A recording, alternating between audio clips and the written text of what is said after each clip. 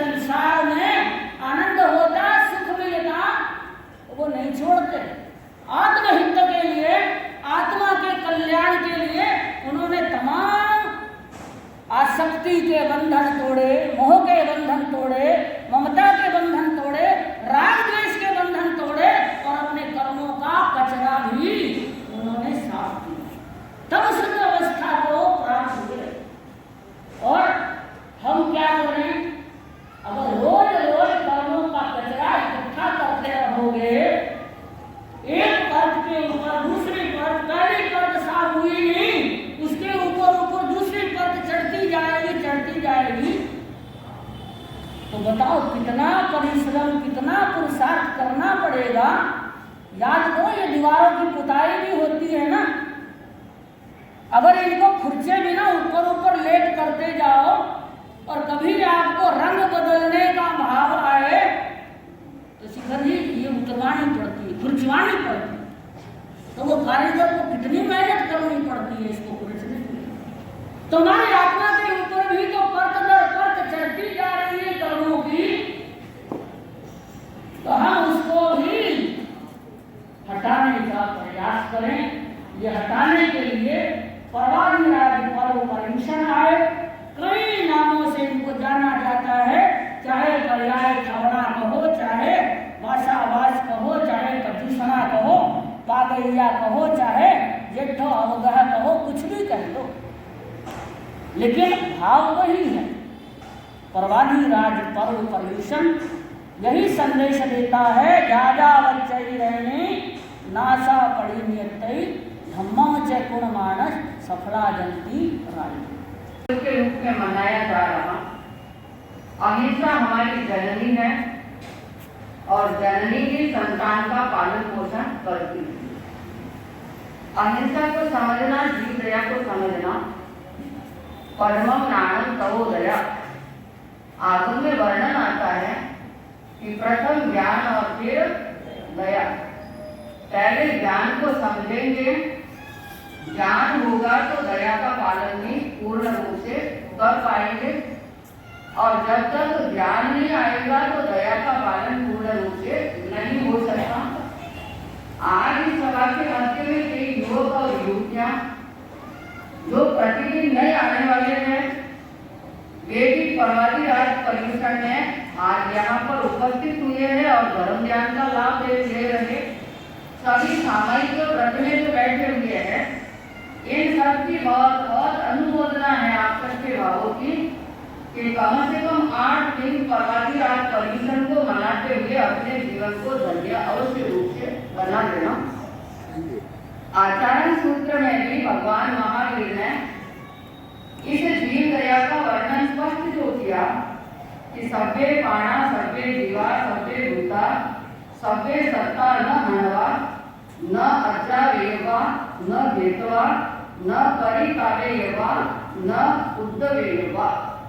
बहुत अच्छी बात जो कही भगवान महावीर ने फरमाया कि किसी भी प्राणी जीव भूत और सत्व का हनन नहीं करना, सबकी दया का पालन करना, बलात् उसे शासित करने का भी कार्य नहीं करना, न उन्हें दास कराने का प्रयत्न करना, न उन्हें परिताप देना चाहिए और उनके प्राणों का विनाश भी नहीं करना चाहिए। यही हमारी जीव दया जो है, इसका पालन पूर्ण रूप से होना चाहिए। सभी प्राणी मात्र किसी न किसी प्रकार से दया का पालन कर सकते हैं अगर थोड़ा सा उपयोग रख लिया जाए। एक किसान है, वो भी दया का पालन कर सकता, खेत में हल चलाता है और जहाँ कीड़ी नजर आया हुआ है, थोड़ी सी दया की भावना हुई और उतनी सी जमीन छोड़ के आगे हल चला लिया तो उनकी उपज में कोई कमी होने वाली नहीं है। दया माता की कृपा से और उपज ज्यादा ही होगी पर कम होने वाली नहीं है। यह भी एक दया तो हो गई है। घर ग्रस्त में रहते हुए बिजनेस व्यापार जो करते हैं और वो बिजनेस व्यापार करते हुए भी कोई ग्राहक आपके सामने आया और अचानक काउंटर पर कोई टीवी आ गई है, उसको आपने देख तो यतना से उनको दूर करके वहां पर मार रखा और दे दिया, तो ये भी आपके लिए दया का पालन जो हो गया है। जिस मेज पर आप खाना खा रहे वहां पर भी कोई जीव जंतु आ गया, तो वहां पर भी आपने देखा और उसको दूर करके खाली रखे, तो भी आपके जीवों की दया का पालन हो गया।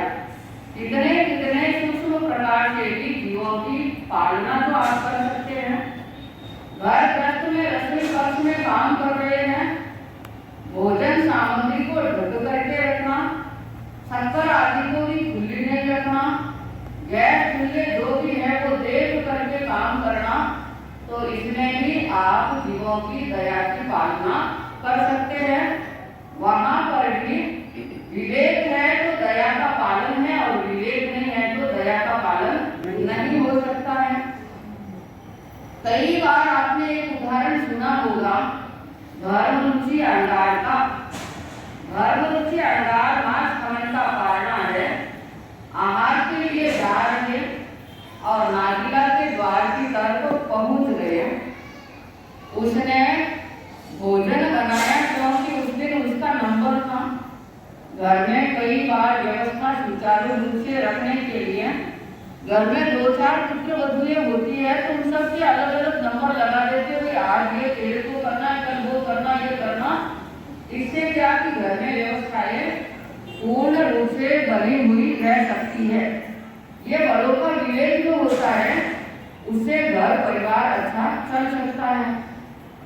एक वैसी व्यवस्था थी, नागिला सबसे छोटी थी, उसका नंबर आया तो उसके मन में अभिमान आ गया कि मैं आज ऐसा भोजन बनाऊं, ऐसा बनाऊं कि ये सारे घरवाले सराहना करते रहे और 3 जेठानियां मेरी है उनको तो भूल ही जाए, मेरे भोजन की प्रशंसा होती रहे।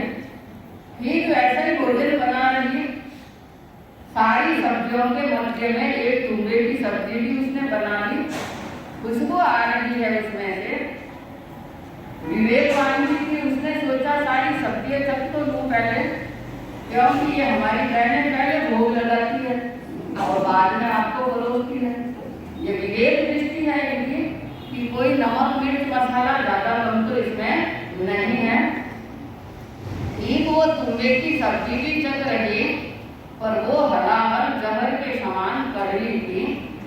मन में सोचा कि मैंने पहले देख लिया तो अच्छा किया, चख लिया, अन्यथा सबको मैं परोस लेती तो आज मेरी बहुत बड़ी मजाक हो जाती, हंसी हो जाती। उस कड़वे तुम्बे के साग को ढक करके रख दिया कि पहले सबको मैं भोजन करवा दूं, उसके बाद इसका निपटारा कर लूंगी। जीतने ने सभी भोजन करके रहे और धर्मरुचि अंगार उस द्वार की ओर देखे तो नजर आए कि अरे सहज में ही उत्सर्जी का काम मेरे लिए हो गया है। कितने निकृष्ट भाव जिनके मन में आए, क्योंकि भावों से ही फिरना होता है और भावों से ही डूबना तो हो जाता है। जैसे ही धर्मरुचि अंगार से अनुनय विनय की कि पधारिए पधारिए, आज मेरे अहो भाग्य है इसलिए आपका पदार्पण हुआ है। कहावत है कि नमन नमन में फेर है, नमन नमन में है। लगातार जो होता है वो दूना नमने का काम करता है। ठीक वैसा ही कार्य हुआ। धर्मरुचि अंगार पधार गए, पात्र बोला और पहले सीधी सब्जी सामने लेकर के आई, क्योंकि मन का विचार था कि इसका निपटारा जो करना है। मुनिराज कह रहे बस बस सरता करो, पर उसने तो सारा ही पड़ता कर लिया। मुनि लेकर के भगवान के पास में पहुंच जाते हैं, क्योंकि ये सही ही जो होते हैं उनका नियम होता है कि गुरु या बड़ों के सामने पात्र खोलना।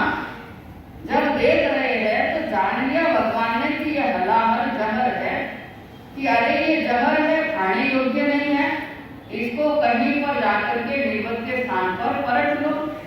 चले गए नगर के बाहर, एक सीधा पट पर चले गए और 1-2 बूंद साग की डाल दी गई, तो उसकी खुशबू से कीड़ियों की लाइन लग गई और जो भी चीजें आ रही है खुशबू आती है और प्राणायाम करने पर हो जाता है।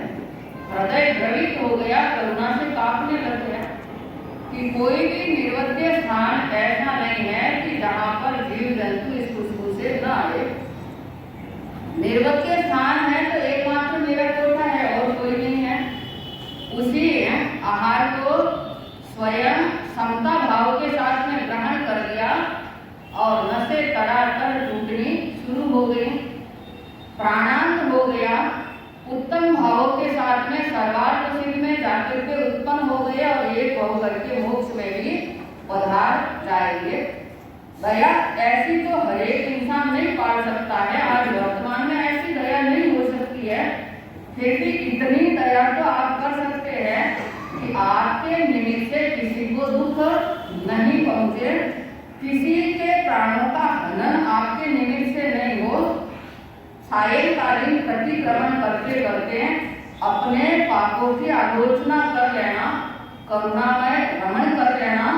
करुणा दया जिसके मन में है वो अपने जीवन को उच्च कोटि का बना